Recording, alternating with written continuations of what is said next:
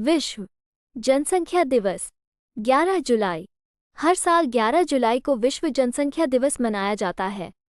ये दिन जनसंख्या के मुद्दों के महत्व पर गौर करने के लिए समर्पित है।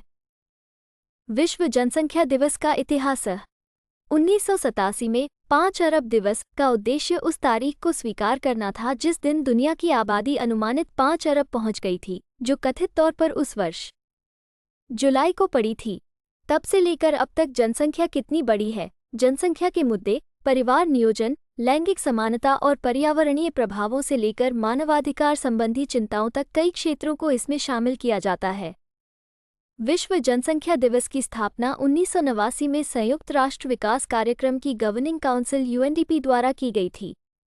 विश्व जनसंख्या के रुझान वर्ष 2011 में वैश्विक जनसंख्या 7 अरब के आंकड़े तक पहुंच गई। 2021 में ये लगभग 7.9 अरब हो गई। 2030 में ये बढ़कर लगभग 8.5 अरब, 2050 में 9.7 अरब और 2100 में इसके 10.9 अरब होने की उम्मीद है। शिक्षा और जनसंख्या वृद्धि। हाल के दिनों में प्रजनन दर और जीवन प्रत्याशा में भारी बदलाव देखा गया है। 1970 के दशक की शुरुआत में प्रत्येक महिला के औसतन 4-5 बच्चे थे। 2015 तक दुनिया की कुल प्रजनन क्षमता प्रति महिला 2.5 बच्चों से कम हो गई थी। इस बीच औसत वैश्विक जीवनकाल 1990 के दशक की शुरुआत में 64.6 वर्ष से बढ़कर 2019 में 72.6 वर्ष हो गया।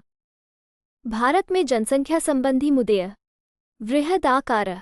भारत में विश्व का केवल 2% भूभाग है और यहाँ की आबादी वैश्विक जनसंख्या का 16% है।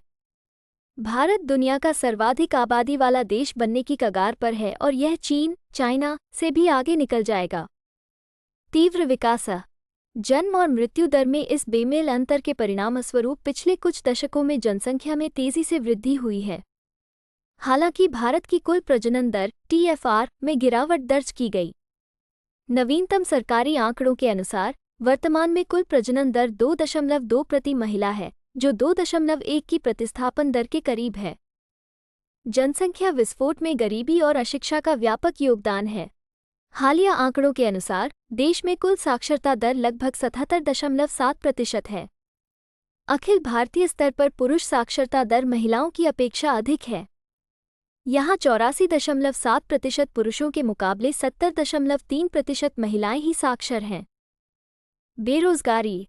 भारत की उच्च युवा बेरोजगारी भारत के जनसांख्यिकीय लाभांश को जनसांख्यिकीय आपदा में बदल रही है।